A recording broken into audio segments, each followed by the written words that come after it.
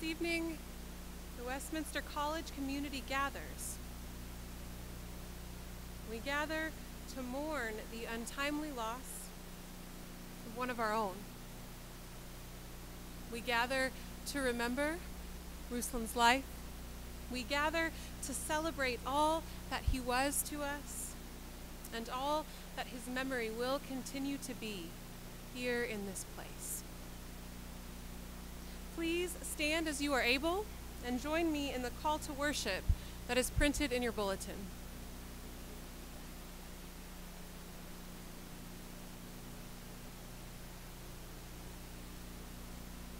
We gather here in this place because we are a community joined by shared commitments, shared values, and today, shared sorrows.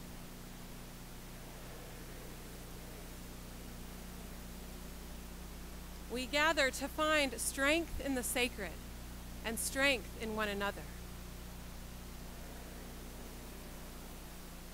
We gather here in this place because we are a community. You may be seated.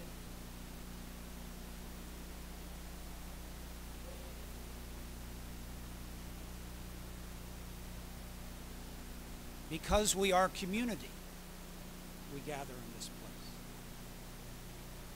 Communities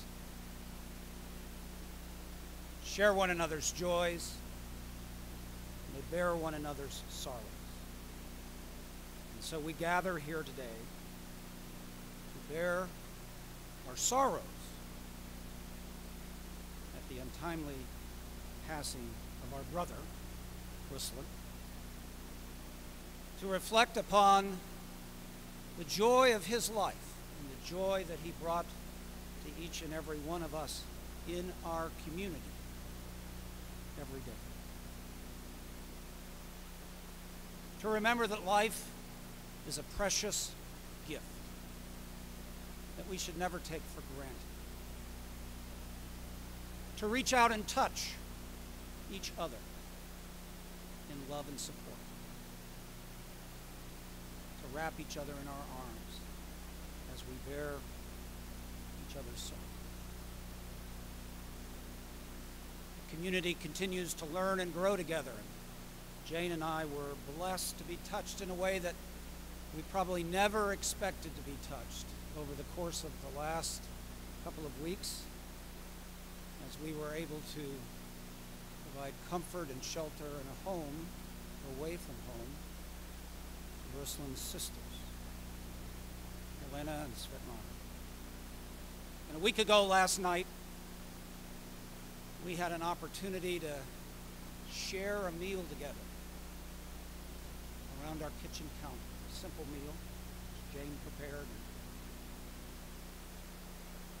Elena and Svetlana and I sort of assisted and helped her prepare. And in all my life, I have to say this will be one of the most memorable moments. We cried together. We shared our sorrows together. And we shared our stories of joy and love for our departed brother. We talked about the sacred. We talked about the everyday thing. I spent a lot of time trying to understand how names in Latvia are spelled. And Elena was kind enough to point out to me that her name is in fact spelled 4 or 5 different ways. And she helped me to understand sort of the simple challenges we had in trying to figure out how to spell and honor our brother. It was a time of community, lifting up one another in sorrow, but remembering and reflecting on the joys of life. It was a gift around that kitchen counter of community.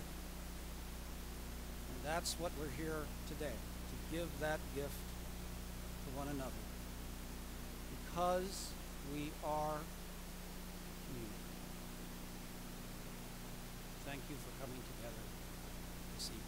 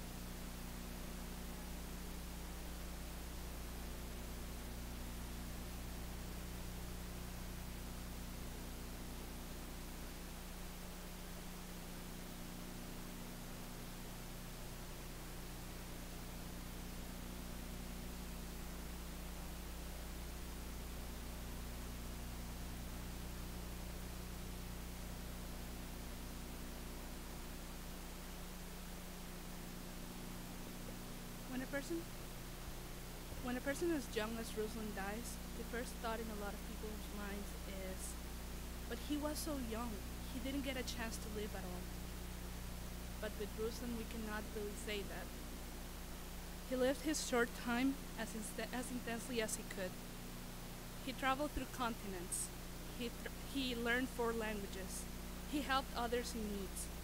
He met people from all over the world, and he learned something from each and every one of them. And he also taught each and every one of us something new. He laughed as often as he could, and he strived to put a smile in the faces of all of us who knew him. He loved as many people as he could, and he was loved back by all of them. And if you don't believe me, just go into his Facebook wall and you'll see it. He danced until dawn. He questions life over a cup of coffee and a good company. He led a parade of flags in Costa Rica. He got into trouble once or twice. He changed people's lives, and he did many, many, many other things. Last year, when my grandmother passed away, it was Ruslan who helped me begin to accept my grief and learn how to move on. I remember it well. It was at dinner time, and he sat me in a booth and he said something to the sort of, well, you kind of need to stop it now, because that was pretty much a sorrowful something. He was the person who put into perspective my grief. He reminded me that I was not the only person in the world going through something like that, and that I would certainly not be the last. He reminded me that it was time for me to remember all the things that she had taught me and all the moments that we shared. And it was time for me to start living my life the way that she would have liked me to live it. That now, it was up to me to make my life become something that she could be proud of. He simply helped me remember. Now, he's the one that has left us all. And I could stand here just telling you how much I miss him. But I know that he would not like for any of us to be stuck in that sorrow. He would like for us to smile for him, to remember all the things that he did and the memories that we shared. He would like for us to keep going, borrowing his way of living and loving as intensely as we can. For that is how he will be with us every day from now on. He will now live in every hug we give to a friend and in every adventure we begin. I want to finish now by borrowing something that one of his friends posted on his Facebook wall and that I think that he would approve of. You can shed tears that he's gone, or you can smile because he has lived. You can close your eyes and pray that he'll come back, or you can open your eyes and see all he's left. Your heart can be empty because you can't see him, or you can be full of the love that you shared. You can turn your back on tomorrow and live yesterday, or you can be happy for tomorrow because of yesterday. We all need to do what he'd want. Smile, open our eyes, love, and go on.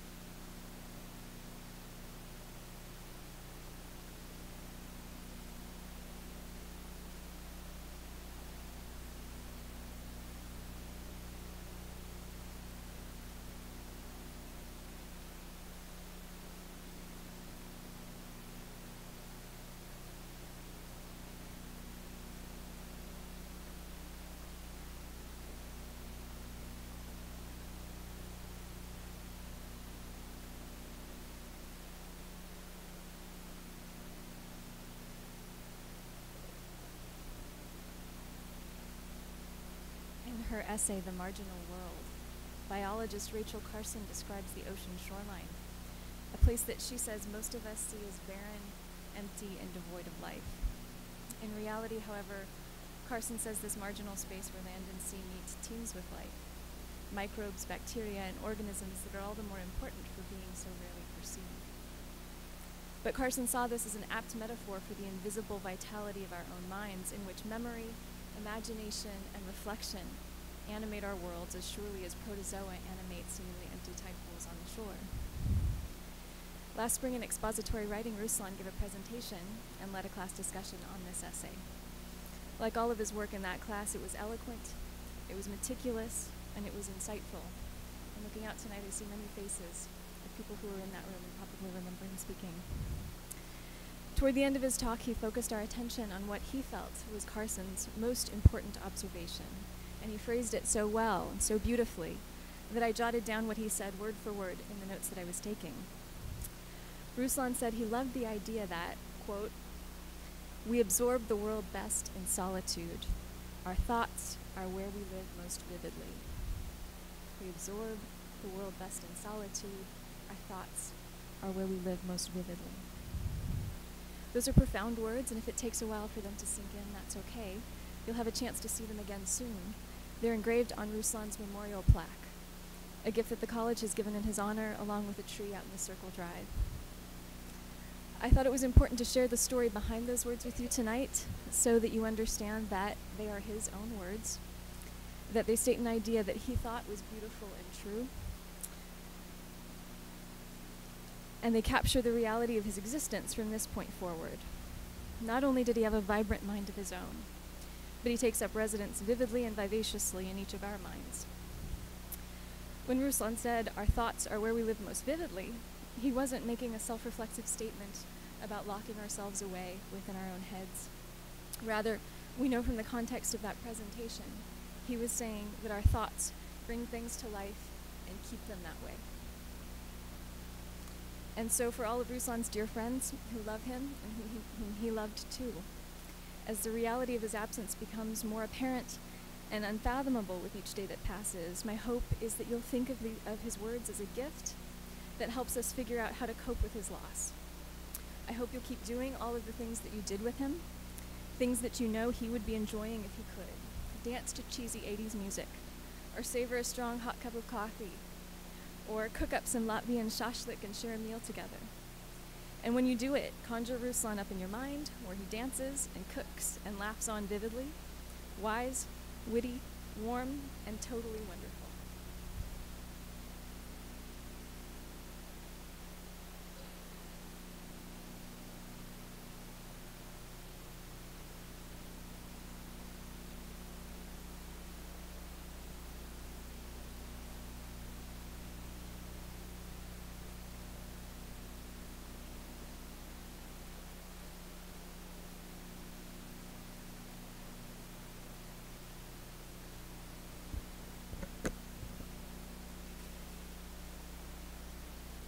Now there is an empty space where once we had a wonderful friend.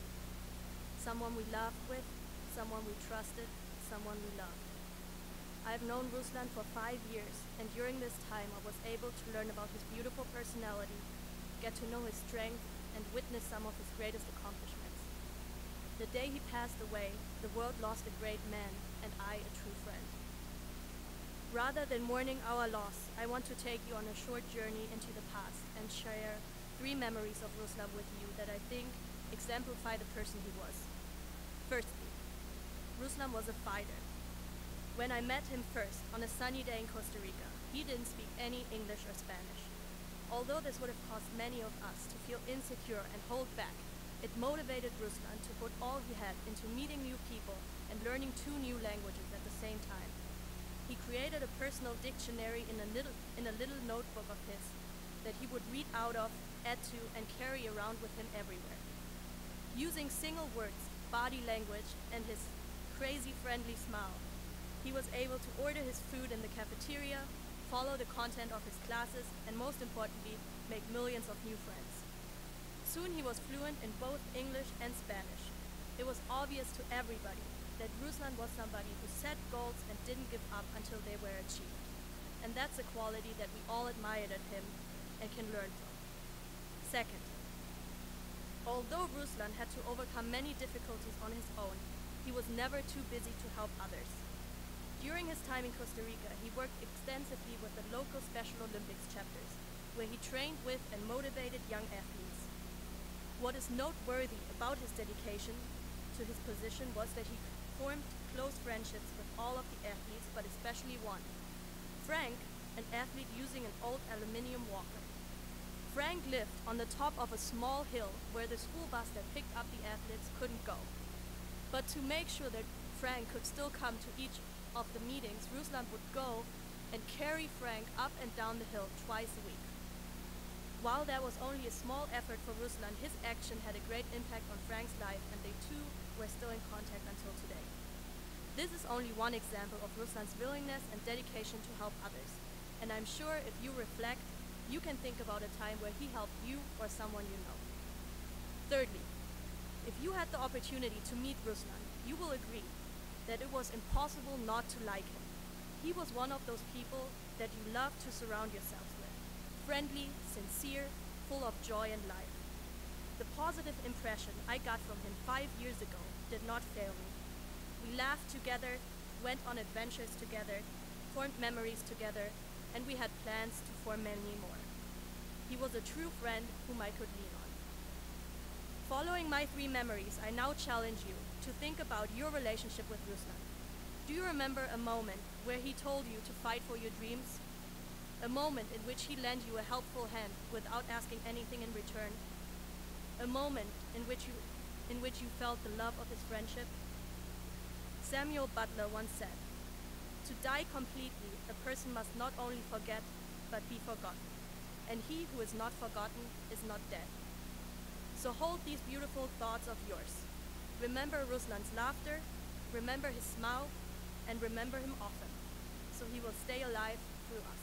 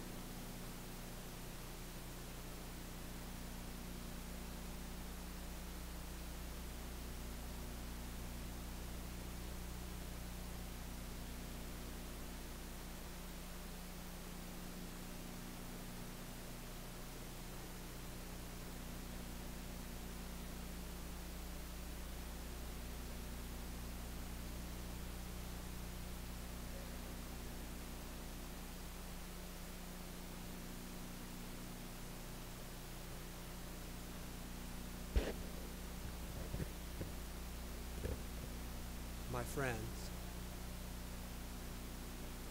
This is a difficult evening. We have joined to remember Ruslan,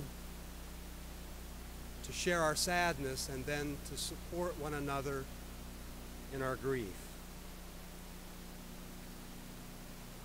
This is also a thankful evening because we are together to give gratitude for Ruslan's life among us and to draw together to honor him and to learn what we can about life from his life. What are the lessons we can learn in the midst of this difficult and sad, this honoring and grateful experience? I think there are several. First, life is precious. We like to live our lives. We prefer to live our lives as if we were fully and totally in control. We feel comfortable. We feel powerful when we are confident that we are in charge. And then we realize things happen. We suffer the pain of chance, the misfortune of being in the wrong place at the wrong time. We learn that sometimes life happens to us. It's not what we would choose. Our experience is not always composed of what we do with life. Sometimes it's composed of what life does to us. And in these moments, we realize a special truth. Life is precious. Life is a gift. The Jewish tradition proclaims, "The Lord giveth, and the Lord taketh away. Blessed be the name of the Lord." The Christian tradition proclaims, whether we live or whether we die, we belong to God. And the Islamic tradition proclaims, "There go I by the will of God." Life is a gift, a precious gift over which we wished we exercised absolute and complete control. We don't. Events like Ruslan's accident and his death remind us that we are not fully in charge. Things happen. Sometimes something happens that's wonderful, and we gather to celebrate that event together. She loves me, and she has agreed to be my partner in life. Come join me in my happiness, and together we'll multiply the joy. Or sometimes something happens that's painful and unthinkable, and we gather. We come together to cope with it. Ruslan has died, and I'm sad. Come, join me in my sadness, and together we shall divide the grief. Life's a special gift. Life is a precious gift. In the back of our minds, we know that. This evening, in the forefront of our consciousness, we know this. Life is precious, and life is a gift. Secondly, I think we know the answer to the question, for whom doth the bell toll? A memorial service honors a person who has died, and it helps those who are grieving to begin to process their sadness, and their loss.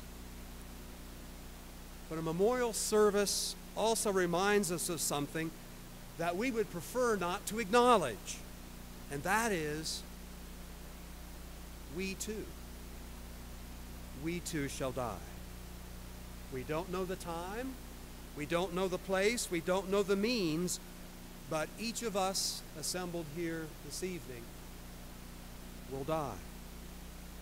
Dust to dust, ashes to ashes, so one of the sacred texts says. Never send to know for whom the bell tolls, it tolls for thee. So the 1624 poem of John Donne reminds us. Now, acknowledging that we will one day die usually produces one of two reactions.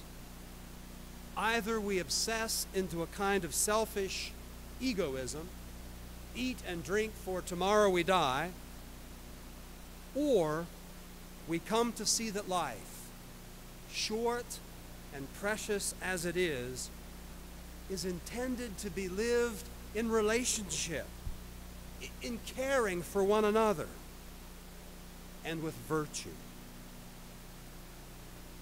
The first option, egoism, can be fun for a while, but it wears thin pretty quickly. It promises fulfillment, but it delivers disappointment. Just how long can we orbit around ourselves meaningfully anyway? How quickly do we become bored being entirely self-serving? For some, it takes a lifetime to realize the absurdity of that. For others, it takes just a weekend. But regardless of how long it takes, egoism is ultimately bankrupt. It doesn't deliver in the long run.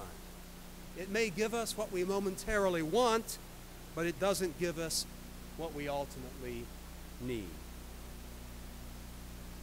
The second response is to live a life that's about others. It's a life about relationships. A life about others is a life that involves giving, not simply getting. A life about relationships is a life that all the great religions talk about and promote. A life that reaches out. A life that feels the pain of others.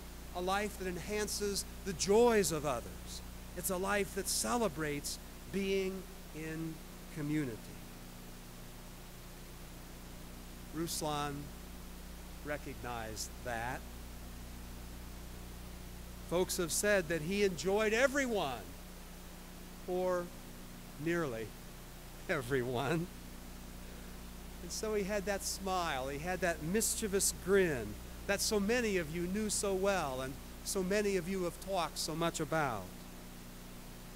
In a special way, Ruslan recognized the secret to life. To live life meaningfully, to live life well.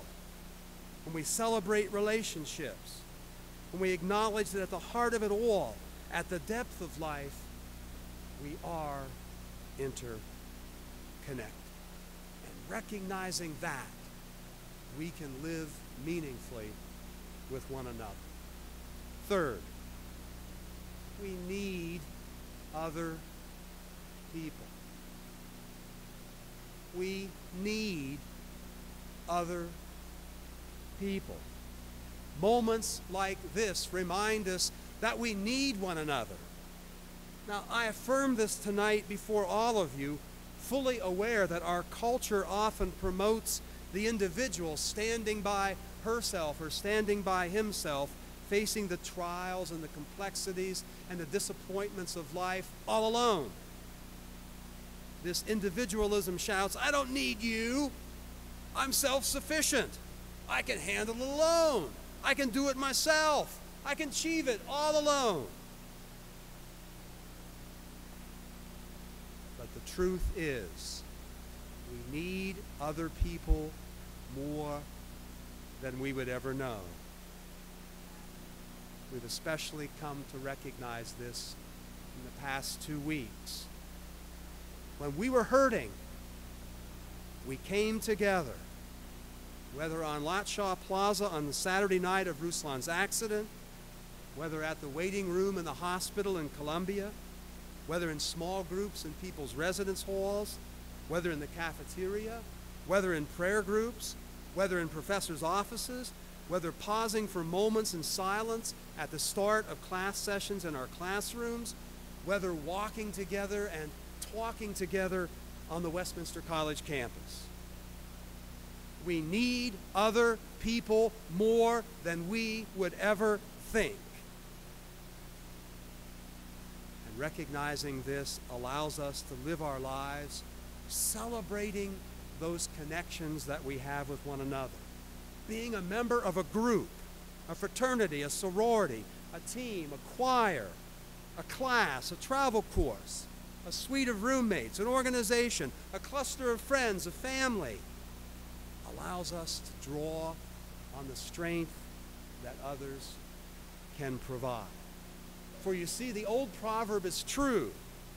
One stick by itself is easily broken, but a bundle of sticks together can withstand the forces and the pressures, the tragedies and the issues that beset us in life. And fourthly and lastly, don't defer. Did you hear me? Do not defer.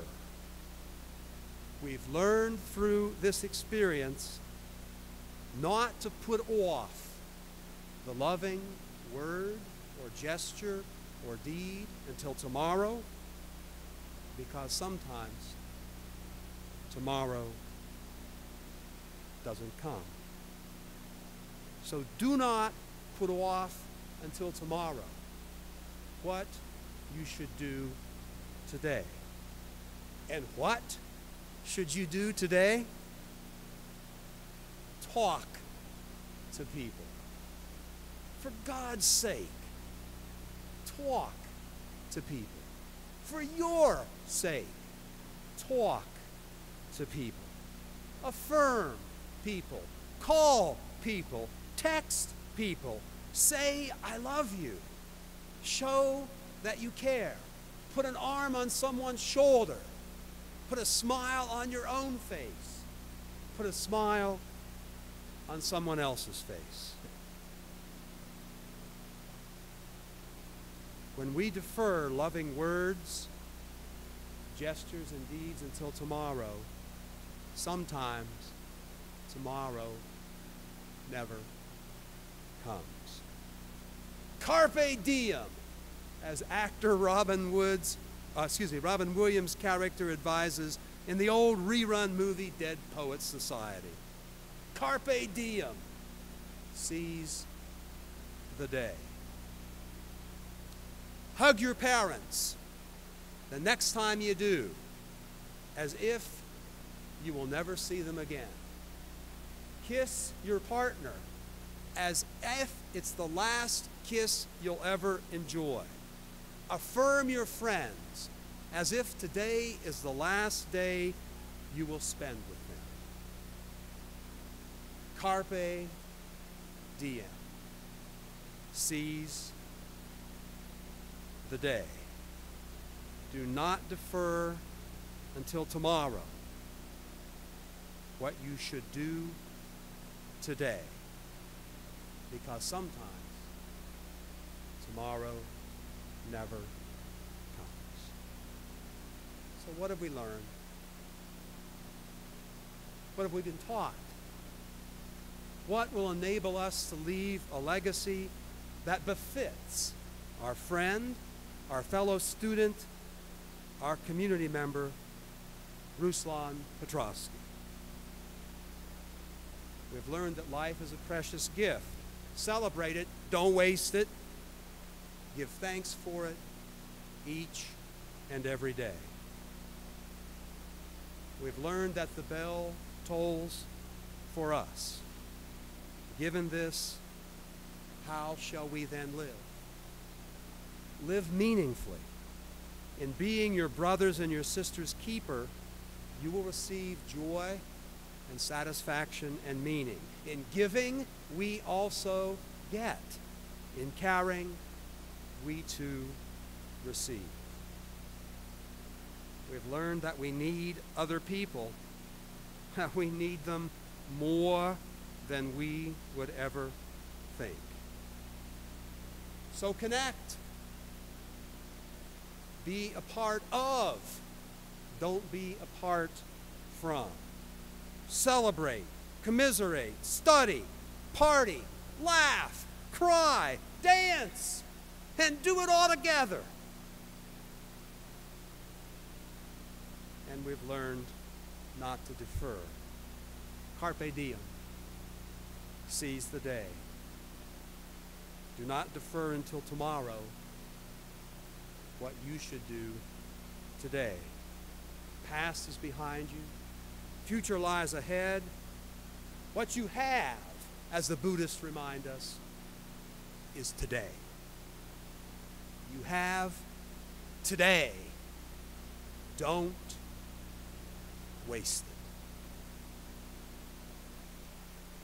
And may the power for good and love and mercy, the power which some of us name God, bless us, support us, encourage us, and keep us and Ruslan in tender care this day and every day.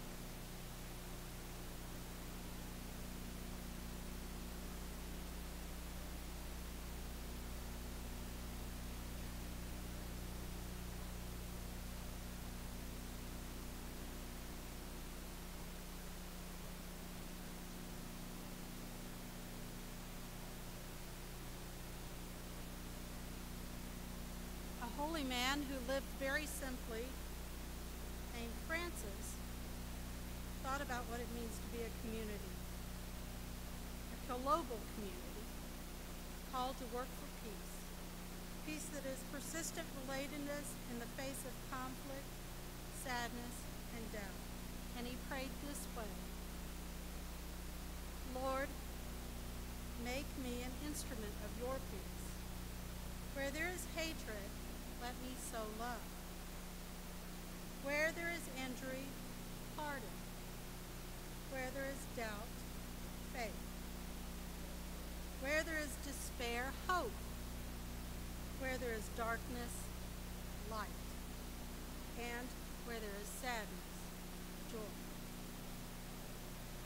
And he continued, O divine master, grant that I may not so much seek to be consoled as to console, to understood as to understand, and to be loved as to love. For it is in giving that we receive, it is in pardoning that we are pardoned, and it is in dying that we're born to eternal life. And so we take up our lives. Let us take with us the joy of our life and memories of Ruslan. May we go forth with grace, the healing love that turns despair into hope, helplessness into conviction, and regret into avocation. If you cannot hope for yourself, reach out to your friends. If you feel convicted, reach out to your community for courage. And if you feel lost, know that we are always at home in the arms of the Creator, Redeemer, and Sustainer, these days and all of the days to come. Amen.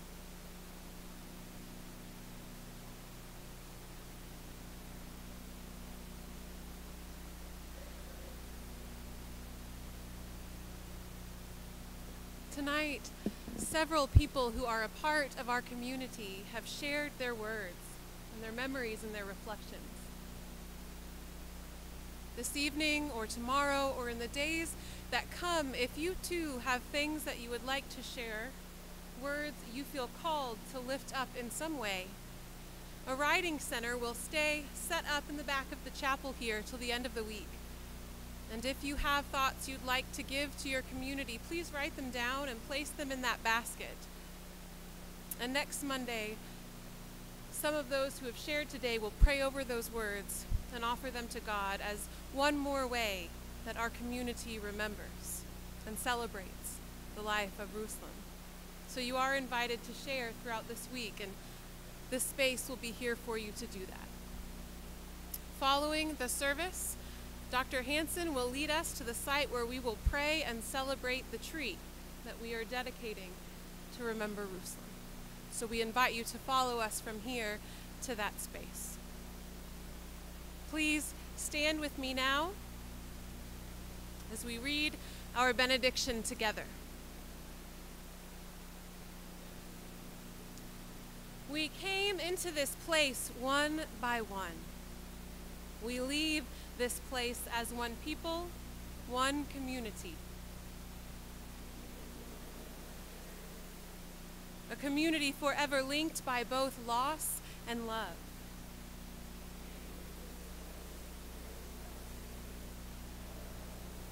We go from this place embraced by the sacred, held by the holy.